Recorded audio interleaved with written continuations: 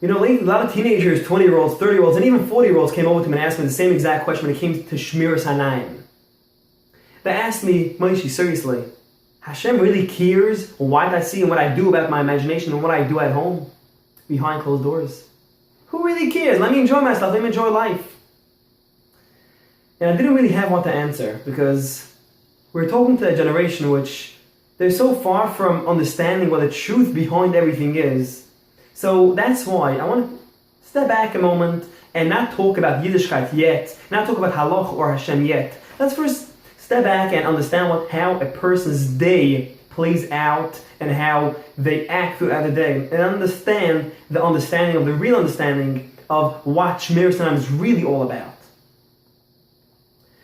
A person wakes up in the morning, regardless of what time it is, if he wakes up early or later, his imagination starts rushing. His mind works so fast. No person can sit down for 2 minutes and think about the same exact thing for 2 minutes straight. Even for 30 seconds he can't think straight, because the brain, the mind, rushes all over the place so fast with no stop.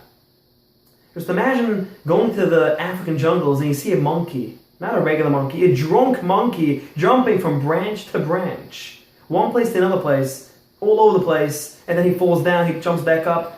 That's what our mind is throughout the day, from the moment we wake up until the second we go to sleep. It rushes all over the place. Now, what does the mind enjoy thinking of? Enjoyment, imagination, things which we can fulfill our emptiness with. That's what the mind enjoys thinking of. We all have this emptiness which we have to fill up. Some people fill it up with good things. When they work, they're happy with a job, or with different things, they find something, some happiness within themselves. And some people use their imagination to fulfill their happiness. Now we have to ask ourselves a simple question. Do we want to live in an imaginary world with our imagination controlling us? Or do we want to be able to live in a peaceful world, in a peaceful life, in a peaceful day, with us controlling our imagination? Do we want to be on a dog leash, controlled by our imagination? Or do we want to be peaceful and have our imagination controlled by us? Sometimes a person can sit in the park, or even on the couch in his house, and he sees something, and that image will take him to a total different place. He could be sitting in the park, pushing his child on the swing, enjoying himself, but that woman passes by, and he sees something, and before he knows it, he is in Paris with his imagination. Who wants to live out of his body? His body is in the 18th Avenue Park, and his imagination is in the Eiffel Tower in Paris. Who wants that? Now, for sure, a person who is drunk, a person who has this drunk monkey mind in himself, can't think to himself what's worth better. He wants to enjoy himself momentarily. He wants the physical and emotional enjoyment right now, regardless if it's going to take him bad places or it's going to take him nowhere. He wants it right now. And the reason why he wants it right now is because he never had experience of having a true enjoyment. Because he never had this fulfillment of within himself. So a person can't think straight at that moment, but we have to sit back and relax and think for a moment, like, seriously, do I want to live a fake fiction world with nonsense all over the place? Or do I want to live my own world, myself, in what I am? So that's the understanding of what Shmiras Hanayim is all about. Next time when someone comes over to me, or someone comes over to you and asks you this question, who really cares? What do you mean, who really cares? You should care. You should care about yourself. Ask yourself, do you want to have a peaceful joy life? Or do you want to have a messed up life with momentarily enjoyment? So that's the understanding of Shmiras Hanayim. Now, yes, we have a loving Hashem, which wants the best for us. He cares about us. He wants us to be a happy person. So that's why he gave us the Torah. He gave us our Chacham to explain what the Torah is all about. And he gave us tools and ideas how to become that better person within yourself.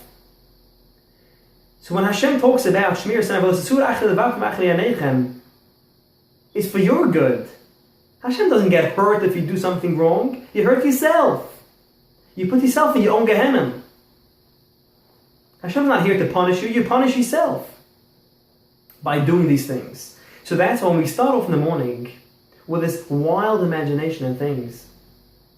That's why in Yiddishkeit we start off Moide Ani Lefanecha Melech Chai V'Kayam Shechazarta Binishmasi Bechemla Rabba Munasecha. Hashem, I love you so much for giving me back my neshama. Now some people forget. They just say the words or they don't say the words. We have to think what we're saying. If we think about what we're saying, then that will relax our brain of this drunk monkey, will turn into a regular monkey. Yes, our mind is still going to rush, but not as wild. And we will at least set boundaries in our mind and tell ourselves, I want to live a peaceful life today. I want to live in an enjoyment life today with Hashem. Because Hashem gave me my neshama. Now I want to be close to Hashem. And throughout the day, we should ask Hashem to be closer to Him. Please Hashem, I want to be closer to you. I want to talk to you. I want to enjoy myself with you. Because that's a true enjoyment. The materialistic enjoyment is materialistic. You use it and you use it until it gets used up. When it comes to spiritual enjoyment, it does not get used up. You have different views and different understandings of what the spiritual enjoyment is, and you keep on growing in it and keep on enjoying it every day at a different level. And that's why Hashem said, yes, I want you to enjoy yourself. So please don't mess it up for yourself. Now, a lot of people say that we should get a filter on the phone and all that. Different methods how to fight this crazy world out there. And it's a very good band-aid, but it still does not deal with the actual problem. When someone has a problem, someone has an issue, we have to deal with the source of the problem, the roots of the problem. Well, if you read my book, you'll see every issue, every problem which a person can go through, you have to go back to the root of it, understand what the problem is, and then deal with the actual problem, and then it'll be so much easier to deal with the other problems around. It's like an umbrella. You open an umbrella, at least you know what the source of where I am won't rain into, even though it's still raining outside, but I'm protecting myself with the root of the problem. Here, I don't want to get wet, so I put in an umbrella. So how do I deal with the crazy world out there? The answer is Reishes Chachma Yiras Hashem. Seichel Toiv L'chol Hashem. The roots of wisdom, of Chachma, is Yiras Hashem. What does that mean? Not Yiras HaFriend. Don't be scared of friends out there. Don't be controlled by other people telling you how to act and what to do. We have to live for ourselves and for Hashem. And when we live for ourselves and for Hashem, then it will be so much easier to deal with ourselves and with Hashem. We don't have to deal with all the other nonsense around us. Now back to the problem. What's the actual problem of today's society with immorality? The answer is, we are unhappy with ourselves. We have this gap of missing spirituality, missing self-love, missing something which misses from within ourselves. And to fulfill that hole is so much easier to fill up with fiction, materialistic things, nonsense, because that's a true momentarily enjoyment. So putting on a band-aid, putting on a filter, won't help. It was Erev Shabbos HaGadol this year. I got a terrible cut on my finger. A very bad cut. I ran to my uncle who was an EMT. He told me you got to go to the emergency room. But in the meantime, I had a band-aid on it. Blood was rushing. I couldn't stop the blood. I took painkillers, but all these things were only band-aids for the moment to reduce my pain, reduce the whole big thing. But putting on stitches is what actually dealt with the problem. We have to put on stitches within ourselves to deal with the problem. And then you can have the filters, you can have different methods how to deal with those problems. But if you don't put on these stitches, if you don't fulfill yourself with what you need in a spiritual understanding and a true enjoyment, not just materialistic things, then we won't have to have this filter all day. Yes, the filter is very important, but the filter is going to prevent like new things not to come into our life. Now another problem is people are scared to ask. People are scared to ask, and that builds up questions in a person, and they never have the opportunity to discuss it with other people, so they just build up questions and questions, and then they get lost in the swamp of questions, and then that's it, they're lost. And their only answer to all their problems is fiction, imagination, using their imagination to fulfill their enjoyment, because they have no one to talk to. And it's so important. We see over and over again throughout the Torah how important it is to ask questions. You know, when I was a bacher, I went to the Tolner Rebbe. I went into him. He asked me, interesting question. I was prepared to answer him back about my learning, about my Yiddishkeit and all that. No, he asked me, what do you enjoy doing throughout the day? I was shocked by that question. I was like, me? Enjoyment? Like, that's not a part of Judaism. I thought Judaism is learning and avoiding Hashem. He asked me, what do you enjoy doing throughout the day? I was shocked by that question. I didn't have what to answer. Because I don't know what I enjoy doing. I never knew what I wanted to enjoy doing because we never had the opportunity to ask questions. And those who did ask questions were shut down.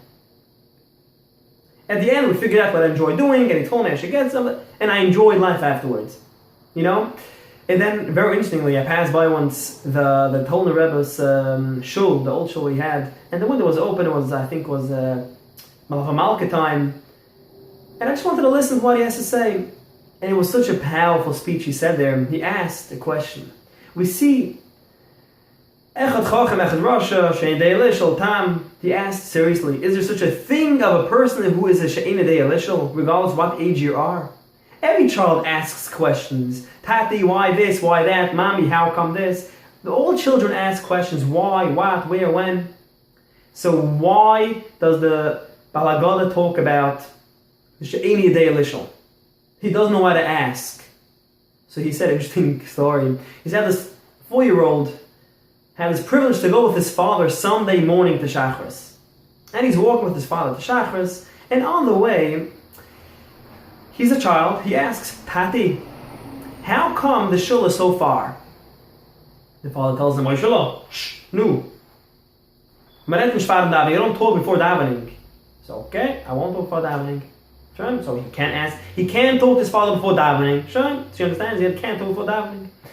He comes into shul, he's already in the middle of davening.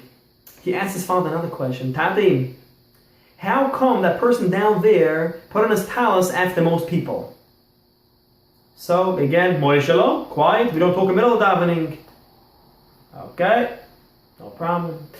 And then later on the way home from davening, he asked, Tati, how come those trees, it was actually maple trees, how come they're peeling and different colors on it? He said, Moishelo, stupid questions. That's something normal. Okay, so you can't ask stupid questions. So now this Moshe is trying to figure, what could I ask now? So he's thinking to himself, he said, oh, Tati, now it's a smart question, okay? It's after davening, it's not in the middle of davening, and it's not a stupid question. Tati, how come when this guy was collecting for tzedakah, everybody else was giving tzedakah, and you made a face that you don't have, and I know you have money. It's a smart question. And the father yells at him, Moishela, chutzpah, don't be wise. The father basically closed his mouth, and he has no other opportunity to ask any other questions, because this child, all his questions are nonsense now in his mind because of his father's comments. So now he's not going to ask questions. And that's the biggest killer, he said, A child has to ask questions. The whole Torah is full of questions. There's no way how to grow in life without questions. And that's what the Bala Gada says, At Psachla, a Lashon Nekeva. It should be like a Lashon Nekeva, like a mother. Open him back up and make him ask it again. We see from here such a powerful thing. We have to allow ourselves to ask questions. The only way a person could grow in Yiddishkeit is by asking questions. And when we have questions, if someone doesn't have the answer, there's another person, or Hashem is going to give you the answer. And how many times I had a question in Mishnayos, in Pirkei Avos. There's so many interesting things there. Like the Mishnah says, he should be like the Talmidim from Aharon, Oiv Shalom, V'roidev Shalom. You should run after peace and love peace, and you should love the Briyos. Umekarve Torah, and you should bring them closer to the Torah. So I asked the question, what does the third part of the Mishnah have to do with the whole Mishnah? It's talking about be kind to other people, be nice to other people, run after peace for other people. So what does that have to do with Mekarve Torah? I was bothered by it, and I was willing to ask this question. I allowed myself to ask a question. And I asked the question to some people, and no one knew the answer, because people don't think, because they're scared to think. Because if you think, you have questions. You have to think, you have to ask questions. And before I knew it, after a few minutes of thinking, I had the answer. It's a very simple answer. The only way how to bring a person back to Yiddishkeit, back to Torah, is through making peace with other people, and being nice to other people, love other people. This teenager on the street, he's far from Yiddishkeit. He hates Judaism already because all of the nonsense that went through his life. And then someone comes over to him and tells him, Chaim, come and learn a little bit Torah. Put on tefillin. He said, like, why exactly should I put on tefillin? But if someone comes over to him and says, Chaim, how's your job? Do you enjoy life? Do you enjoy yourself? What's your hobbies? What do you enjoy in your life? Be close to him, be nice to him, love him, show him some love. And before you know it, this Chaim is going to ask you, where could I put on tefillin? Because he sees that a person who puts on tefillin every day, a person who keeps Shabbos, a person who is Jewish, cares about him, he's going to want to be again the same Jewish person as that person. So through doing those beautiful things of actions, of kindness to other people, that will bring other people to Torah. But again, all these different ideas, what comes up in simple Mishnayos and simple Chumash Rashi, you have to allow yourself to ask questions. If you don't allow yourself to ask questions, then you have questions. And then things don't make sense because you never got the opportunity to ask questions. And then when things don't make sense, so why should I do things that don't make sense or make sense? So a person gets lost and he's totally all over the place and he's not living in reality again. And a person who doesn't live in reality will find a fake world to live in, and that fake world offers a lot of nonsense. And then we tell him, oh, don't do this nonsense, don't smoke weed. Why in the world shouldn't he smoke weed? Why in the world shouldn't he get drugged up? He doesn't have any other life. His only life, what he has, is nothing. So if he fills himself up with nonsense, we should give him the tools to fill himself up with something healthy, something good. Yes, so that's what Yiddishkeit is all about. The true Yiddishkeit and the true Shmir Salam and all that. Everything comes back to what's the real true life of a person. The true life of a person is to fulfill himself with happiness. How can you find happiness? Everyone has his own happiness. So you can find this guy enjoys music even though he doesn't know how to play music. But he enjoys music. He wants to play music. So give him the right tools. Give him music classes. Make him feel good about himself. And that will build him in Yiddishkeit. But if you close him, you put him behind bars, and you could try to control him, you should be this, you should be that, that won't work. It works momentarily, for a little bit, until the child says, I can't anymore. I have too many questions. And again, those kids who don't think at all, then it works. But those who think, ask questions. And if they don't have the answers, and if they get shut down by asking the questions, then they're a lost case. Everything involved in Menschlichkeit has to do with Yiddishkeit. If a person is not involved in Menschlichkeit, then he will fall away from Yiddishkeit. So it's so important for a person to know himself and know who he is and grow what he is and not what someone else is. Reish Chacham Yiras Hashem. My wisdom is myself and Hashem, no one else. You know, there's a beautiful Mishnah. It's a beautiful songs on it, but what's the true meaning behind it? So let me tell you. There is a me and there is a ma. Me is who and ma is what. So, someone has to be Moshe Shein. Who is going to be Moshe Shein? There's a Moshe Shein, there's a Chaim, whatever, Yoeli, there's a David. Everybody has to be a something. So, Mo'ani. Who am I? Who am I? And the answer is Moshe Shein. I am who I am. I'm not David, I'm not Chaim, I'm not Yoeli. I am Moshe. And no one can be Moshe besides me. And no one can be Chaim besides Chaim. So after knowing that I am Moshe, the next step is, what am I?